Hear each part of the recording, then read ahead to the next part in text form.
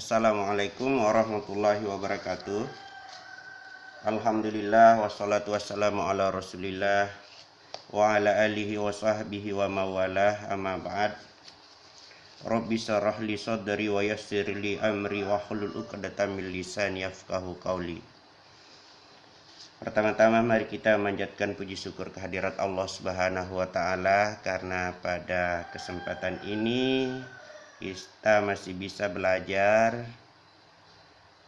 kita masih bisa jalan meskipun tidak langsung, tapi kita menggunakan media. Kita gunakan YouTube. Anak mahasiswa bisa ikuti kuliah ini lewat YouTube. Untuk kali ini yang kita membicarakan yaitu pentingnya akhlak dalam Islam. Di sini ada konsep etika, moral dari sudut pandang ajaran agama Islam. Di sini kita singgung sebentar indikator manusia berakhlak. Ya, jadi ini kita mulai baca. Kita baca ayatnya yang ada kaitannya ini materi kita. A'udzu billahi minasy syaithanir rajim. Bismillahirrahmanirrahim. Innamal mu'minuna alladzina idza dzukirallahu wajilat qulubuhum wa idza tuliyat 'alaihim ayatuhu zadatuhum imana wa 'ala rabbihim yatawakkalun. Ini ayat yang spesial untuk kaitannya dengan akhlak, yaitu di ayat ketiga surah Al-Anfal. Bunyinya sebagai berikut. Sambungan ayat tadi, alladzina yuqimunas sholata wa mimma razaqnahum yunfiqun ulaika humul mu'minuna haqqan lahum darajatun inda rabbihim wa maghfiratu wa rizqun karim. Ya. Jadi pendekatannya di sini orang-orang yang mendirikan sholat itu dan dari apa yang kami rezekikan, kami berikan kepadanya berbentuk rezeki, mereka infakkan.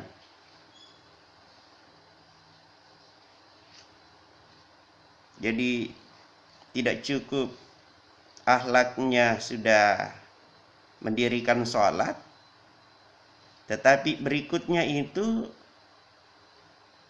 langkah berikutnya itu menginfakkan, mengeluarkan sebagian rezeki yang dimiliki. Ya, jadi di sini ada akhlaknya. Setelah dia tunduk, patuh, ikuti aturan itu, ya sesuai dengan ketentuan agama, dia mesti hitung hartanya, mungkin zakatnya sudah termasuk juga. Ya. Pokoknya jangan pelit. Pasti dikeluarkan nih infaknya, sedekahnya. Apa eh, kata Allah terhadap orang yang berbuat seperti itu, ampunan dari Tuhan mereka. Inda rabbihim wa maghfiratun. Di sisi Tuhan itu dapat ampunan. Wah, luar biasa. Ya, mungkin ada dosanya, kehilapannya. Tuhan sudah diampuni itu. Ada hilapnya, baik disengaja maupun tidak disengaja. Besar dan kecil. Itu kan hak prerogatif Allah. Mengampuni. Dan bukan cuma diampuni, diberikan rizqun karim, diberikan lagi tambahan rezeki yang mulia. Jadi sudah ayat berikutnya itu lahum darajatun, mereka itu diangkat derajatnya. Ya. Diangkat derajatnya bukan diangkat cuma di dunia, tapi di sisi Tuhan. Sudah pasti di dunia dapat derajat yang mulia, kedudukan, pangkat jabatan. Ya, sudah tinggi jabatannya, sudah sehat, sudah kuat ibadah. Luar biasa. Ini akibat daripada mengaplikasikan akhlak. Ya, mengaplikasikan akhlak. Luar biasa ya. Saya mau kasih lagi sedikit ilustrasi. Bagaimana Nabi Musa. Nabi Musa itu dalam Al-Quran kepingin lihat Tuhan. Yang terkenal ya. Fansur ilaika. Perlihatkan dirimu Tuhan. Saya mau lihat Engkau ya Allah, ya Tuhan. Allah menjawab, lantarani Musa, kamu tidak bisa lihat aku. Tapi Nabi Musa dalam riwayat 3 kali minta, pengen sekali lihat Tuhan. No. Begitu falamma tajalla rabbahu lil jabal, tak kala Tuhan bertajalli di sebuah bukit, Nabi Musa memperhatikan itu. Dia mau lihat, bahkan dalam riwayat diberi kekuatan penglihatan itu. Di atas anggaplah sinar X yang kuat sekali. Ketika Nabi Musa menatap binatang yang sementara berjalan, bisa jatuh itu. Kuda yang sementara dipacu dilihat oleh Nabi Musa bisa terpelanting jatuh. Elang yang terbang begitu ditatap oleh Nabi Musa langsung jatuh gelepak-gelepak gitu. Gitu hebatnya penglihatan atau kekuatan penglihatan diberikan kepada Nabi Musa. Tetapi apa yang terjadi? Ketika Nabi Musa mengarahkan pandangannya tak kala Tuhan bertajalli di sebuah bukit, Nabi Musa tidak sanggup untuk melihatnya, terpelanting dan dia menangis, terjungkal ke belakang. Nabi Musa seorang nabi yang hebat, yang satu kali pukul bisa mati orang, yang kekuatannya luar biasa, ya, imun tubuhnya hebat. Mungkin kalau umatnya Nabi Musa datang corona, imun dengan itu ya, imunnya Nabi Musa umatnya pada waktu itu, corona lewat. Itu maaf nih, ini lagi apa ya, musim corona. Nah, kita lupakan dulu corona. Nah, apa hikmah dibalik daripada cerita Nabi Musa ini? Setelah Nabi Musa sadar dari pingsannya,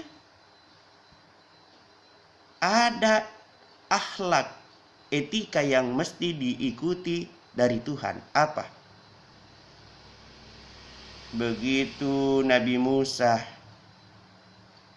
sadar Allah berkata, Musa, lantarani, kamu tidak bisa melihat aku, tetapi aku angkat engkau menjadi kalamullah, nabi yang berkata-kata denganku, diberikan pangkat. Jadi akhlaknya di sini, seseorang pemimpin mesti tahu ini. Begitu galau kecewa seseorang, jangan biarkan tinggalkan begitu. Tetapi lihatlah Tuhan bagaimana tidak mengecewakan terhadap nabinya Nabi Musa.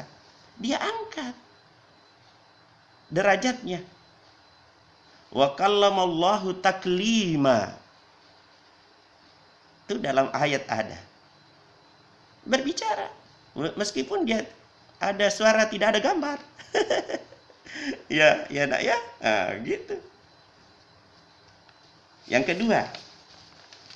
kedua itu ketika Nabi Shallallahu Alaihi Wasallam berdialog dengan Jibril. Ini ada lagi akhlak dan etika di sini mesti ditiru. Jibril berbicara, akhbirni ma huwal Islam. Nabi jawab, beritakan kepadaku apa itu Islam. Al-Islamu an tashhadu an la ilaha illallah wa iqamis salata wa ita'iz zakata wa saumu ramadan wa hijjul baiti man istata'a ilaihi sabila. Lengkap.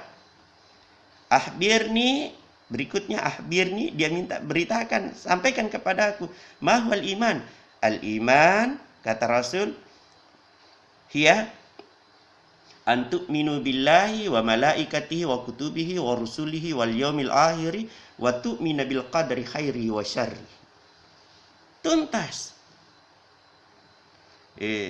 Pertanyaan Jibril tidak cukup di situ. Bertanya lagi Jibril, kapan datangnya hari kiamat? Nah, ini kan seorang dosen kadang gitu. Jibril saja ini bisa kita contoh. Jibril itu bertanya, duanya lolos, tapi yang ketiga ini sangat berat. Maka dia turunkan pertanyaan itu. Kalau begitu Muhammad, kau tidak bisa jawab, maka dia diturunkan levelnya pertanyaan. Apa tanda-tandanya saja. Kalau kau tidak tahu kapan terjadinya, tanda-tandanya. Ya, oke? Saya kira para kita ini dosen, termasuk saya ini, saya tidak mau mahasiswaku kalau sudah tidak mampu untuk jawab yang tinggi, maka saya turunkan yang kedua. Dan saya kira ini bisa contoh. Kenapa? Ada rujukan saya. Jangan dipojokkan, sudah tidak kuat lagi. Termasuk dalam kehidupan bermasyarakat. Ini ada akhlak, ada etika. Pak polisi, ya Anda tidak pakai helm, Anda tidak pakai SIM, ya tidak langsung ditilang. Dia ada kebijakan. Oke Pak, hari ini saya bijaksana, silakan lewat, tapi besok pakai helmnya, lengkapi kendaraannya, lengkapi diri. Sama dengan kondisi sekarang. Ditahan dengan adanya merebahnya COVID-19. Itu petugas itu saya lihat cukup bijaksana. Saya sering lewat. Adek, silakan diukur suhu saya. Tetapi begitu dia mau semprot, Pak, apa itu? Saya bilang ini makanan. Oh, tidak disemprot karena ada makanan. Wah, keren sekali. Dan inilah perilaku yang barangkali bisa kita contoh dengan beberapa mengaplikasikan dalam kehidupan sehari-hari. Saya kira cukup. Terima kasih ya. Sampai jumpa. Wassalam.